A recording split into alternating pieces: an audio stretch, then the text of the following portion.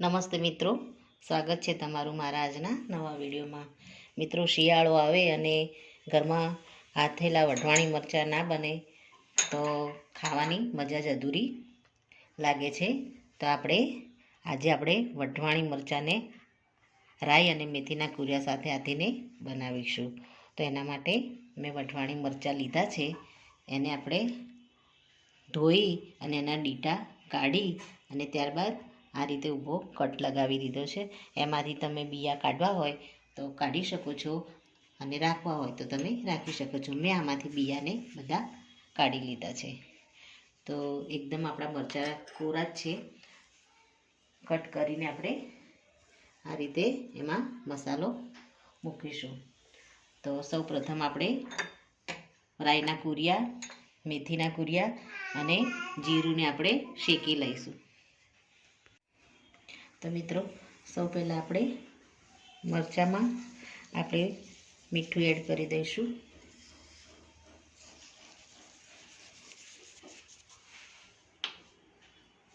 અને હળદર આપણે એડ કરી દઈશું અને મરચાંને મિક્સ કરી અને થોડી વાર માટે ઢાંકી દઈશું।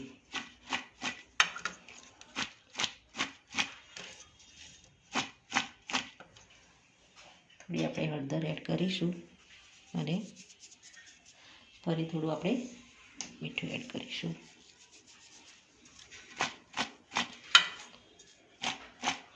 આને આપણે ઢાંકી અને થોડી વાર માટે મૂકીશું। ત્યાં સુધી આપણે રાઈના કુરિયા અને મેથીના કુરિયાને આપણે ડ્રાય રોસ્ટ કરી લઈશું। આપણે એક પેનમાં રાઈના કુરિયા,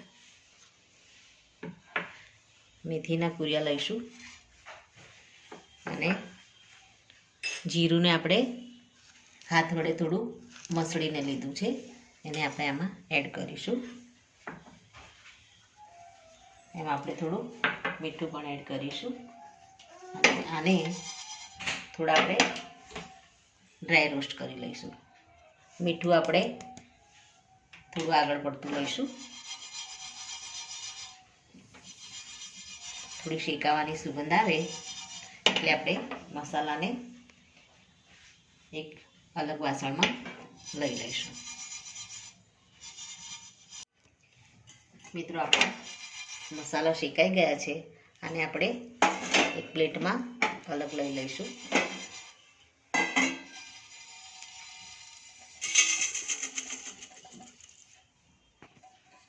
મિત્રો, આપણે હવે વઘારિયામાં 2 ચમચી જેટલું તેલ લીધું છે, એને આપણે થોડું ગરમ કરીશું।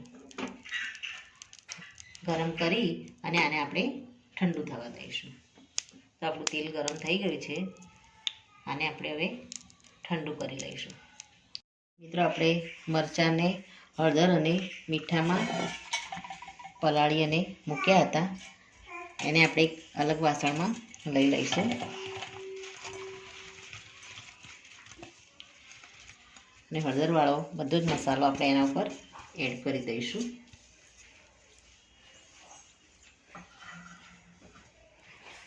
અને એને હાથ વડે અથવા તો ચમચીની મદદથી બરાબર મિક્સ કરી લઈશું।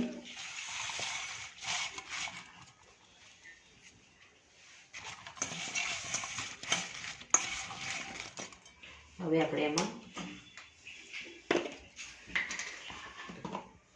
ગરમ કરેલું તેલ આપણું ઠરી ગયું છે, એમાં આપણે થોડી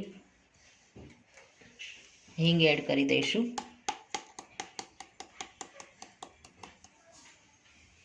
આપણું તેલ એકદમ ઠંડુ જ છે, આપણે આમાં એડ કરી દઈશું તેલને। મેં આમાં ચોખ્ખું તેલ લીધું છે, તમારે આમાં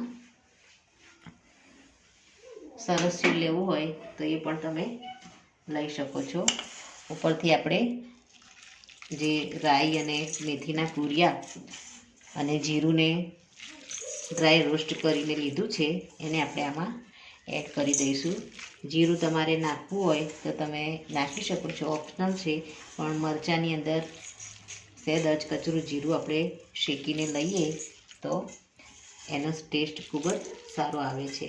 તો આપણે રાઈ અને મેથીના કુરિયા બધા જ આની અંદર એડ કરી દીધા છે. હવે આને આપણે એકવાર હલાવી લઈશું.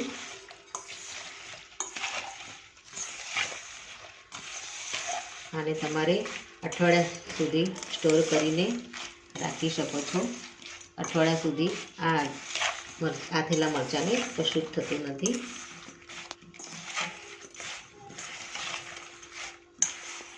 આ રીતે આપણે મિક્સ કરી અને હવે સર્વ કરી લઈશું. અને સ્ટોર કરવા માટે આપણે એક જારમાં ભરી અને ફ્રીજમાં સ્ટોર કરી દઈશું. મિત્રો, બધો જ મસાલો મરચાંની અંદર સારી રીતે મિક્સ થઈ ગયો છે. હવે આપણે એક લીંબુનો રસ જે કાઢીને રાખ્યો છે, એને આપણે મીડિયમ સાઇઝનું લીંબુ લીધું છે, એને આપણે આની પર એડ કરી દઈશું અને ફરી એકવાર આપણે આને હલાવી દઈશું. આને તમારે સ્ટોર કરવું હોય તો કાચના જારમાં એરટાઈટ બરણીમાં ભરી અને તમે ફ્રીજમાં સ્ટોર કરી શકો છો. 1 અઠવાડિયા સુધી આ મરચાંને કશું જ થતું નથી. હવે આપણે આને સર્વ કરી લઈશું. તો મિત્રો, રેડી છે સ્પેશિયલ શિયાળામાં મળતા વઢવાણી મરચાં આથેલા, એ પણ રાઈ અને મેથીના કુરિયા સાથે. તો મિત્રો, રોજ ખાવામાં આને આપણે એડ કરીએ તો આપણી ડીશ એકદમ સ્વાદિષ્ટ બની જાય છે. તો મિત્રો, આ સાથે મારો આ વિડીયો અહીંયા પૂરો થાય છે. જો મારો આ વિડીયો તમને ગમ્યો હોય તો લાઈક કરજો, તમારી ફ્રેન્ડ અને ફેમિલીમાં શેર કરજો અને કમેન્ટમાં જરૂરથી લખજો કે આથેલા મરચાંની રેસીપી તમને કેવી લાગી. ફરી મળીશું એક નવા જ વિડીયો સાથે. ત્યાં સુધી આવજો મિત્રો. Thank you.